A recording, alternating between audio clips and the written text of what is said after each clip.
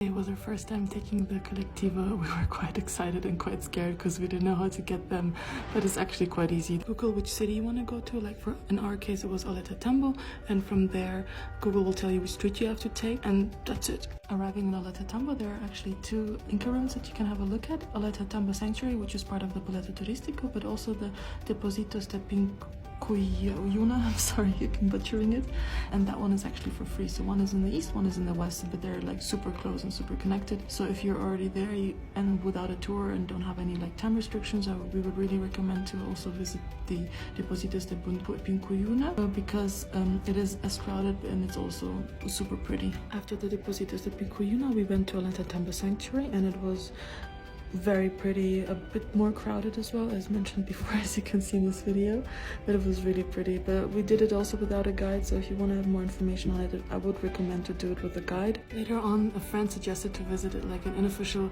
museum. It is an old Incan house. There you can pet some cuy, play with them, not eat them. They were super cute, and it's an old Incan house. You still have like some remains of the stove.